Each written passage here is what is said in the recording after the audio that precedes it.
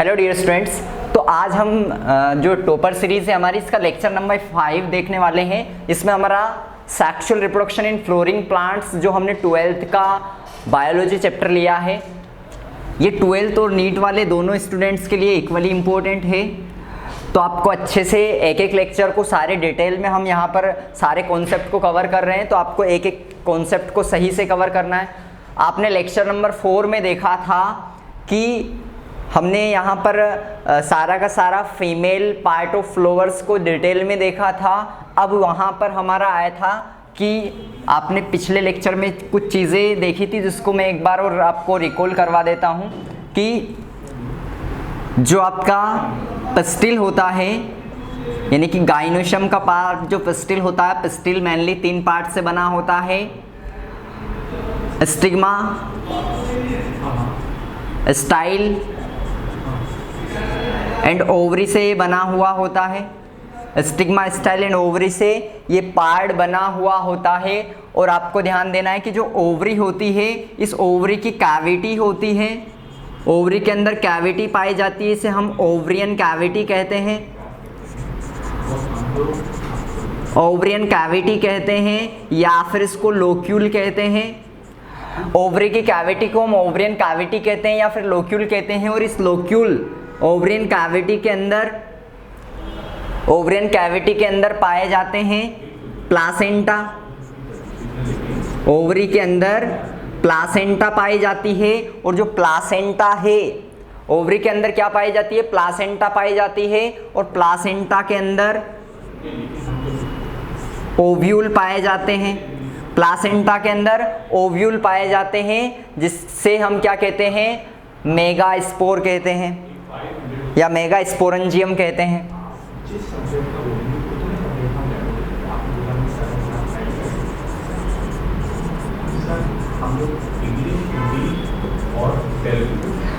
तो देखिए, हमारे गाइनोशियम वाले पार्ट की यूनिट जो होती है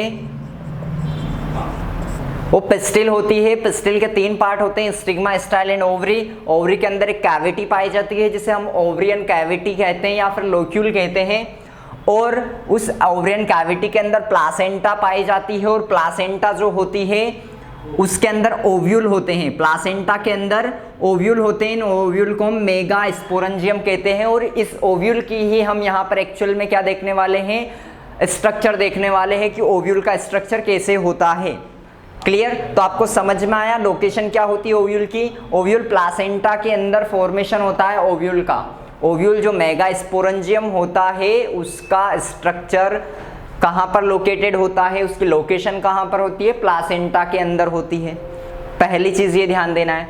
अब समझने की करना कोशिश, इसको ओव्यूल के स्ट्रक्चर को पूरा आपको समझने की कोशिश करना है। ये जो स्ट्रक्चर यहाँ पर हमने बना रखा है, एक टिपिकल एंजियोस्पर्म का ओव्यूल है। एक टिपिकल एंजियोस्पर्म का ये ओव्यूल है। तो अब देखिए, ओव्यूल का कुछ स्ट्रक्चर आपको समझना है, किस तरह का स्ट्रक्चर होता है। यहां पर प्लासेंटा वाला पार्ट होता है, यहां पर प्लासेंटा वाला पार्ट होता है। यानी कि हमने जो डायग्राम बना रखा है इसको उल्टा बना रखा है। क्लियर? ये जो डायग्राम हमने बना रखा है ये उल्टा बना रखा है। और ये डायग्राम जो है ये एनाट्रोपस ओव्यूल का है। ये एनाट्रोपस ओव्यूल का डायग्राम है, ये उल्टा डायग्राम है। यानी कि यहाँ पर प्लासेंटा होती है, यहाँ पर प्लासेंटा होती है और प्लासेंटा से अटैच होता है ओव्यूल। एक स्टोक लाइक स्ट्रक्चर से अटैच होता है। प्लासेंटा से एक स्टोक लाइक स्ट्रक्चर से अटैच होता है ओव्यूल। और इस स्टोक को क्या कहा जाता है? फ्यूनिकल कहा जाता है। जो ओव्यूल होता है वो प्लासेंटा से एक स्टोक लाइक स्ट्रक्चर से अटैच होता है। और इस स्ट्रक्चर को क्या कहा जाता है? फ्यूनिकल कहा जाता है। ये अच्छे से याद रखना है। अब देखिए, ये फ्यूनिकल जो होता है, ये फ्यूनिकल की बॉडी यहाँ पर फ्यूज होती है। फ्यूनिकल की बॉडी फ्यूज होती है। और किस पार्ट से? उस पार्ट को हम क्या कहते हैं? हाइलम कहते हैं। और ये नीट 2020 के अंदर क्वेश्चन पूछा गया है।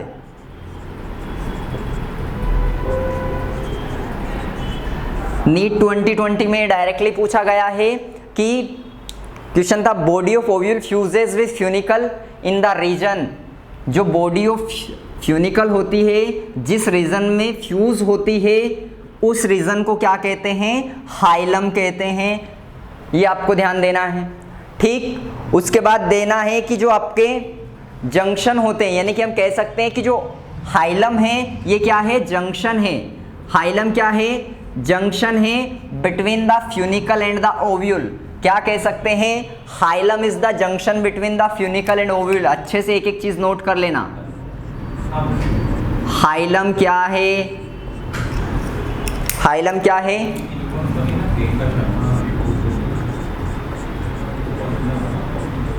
Junction between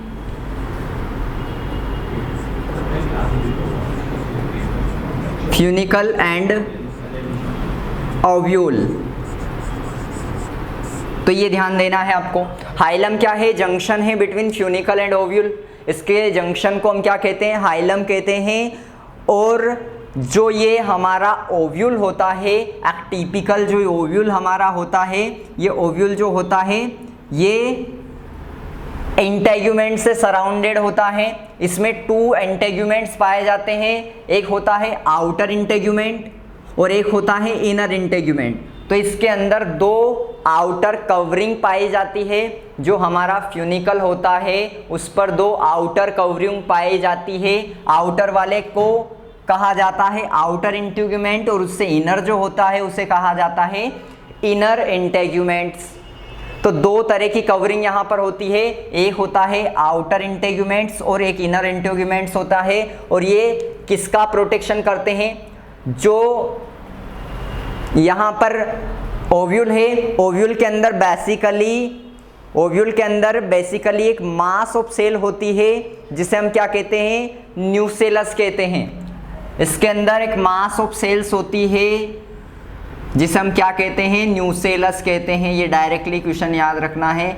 mass of cell को हम क्या कहते हैं, न्यूसेलस कहते हैं। और ये क्या करता है, ये न्यूट्रिशन प्रोवाइड करने का काम करता है। इसके अंदर रिजर्व फूड मटेरियल होते हैं। तो न्यूसेलस के अंदर क्या होते हैं,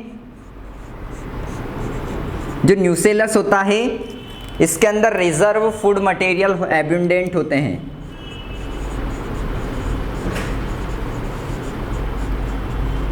एब्यूंडेंट फूड मटेरियल। तो न्यूसेलस के अंदर एब्यूंडेंट फूड मटेरियल होते हैं। और जो ये पूरा ओव्यूल होता है, इस ओव्यूल के अंदर मेनली सिंगल एम्ब्रियो सेक होता है।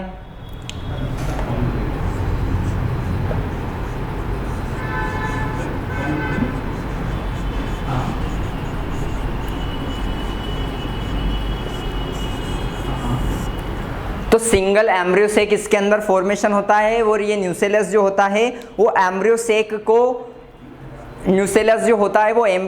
को क्या करता है, न्यूट्रिशन प्रोवाइड करने का काम करता है। ये आपको ध्यान देना है। और एम्ब्रियो सेक को ही हम क्या कहते हैं,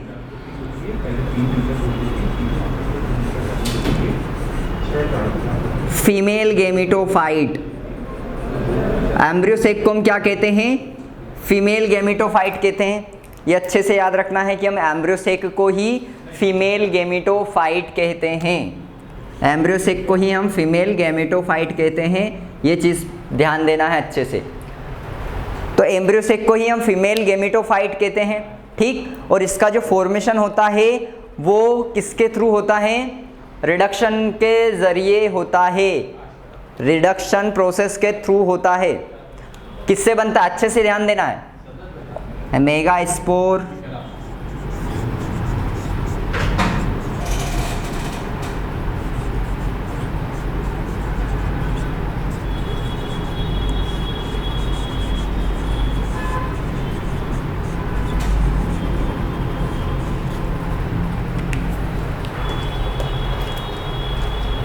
यहाँ पर रिडक्शन होगा। रिडक्शन का मतलब क्या, मियोसिस। और मियोसिस से क्या बनता है, एम्ब्रियोसेक।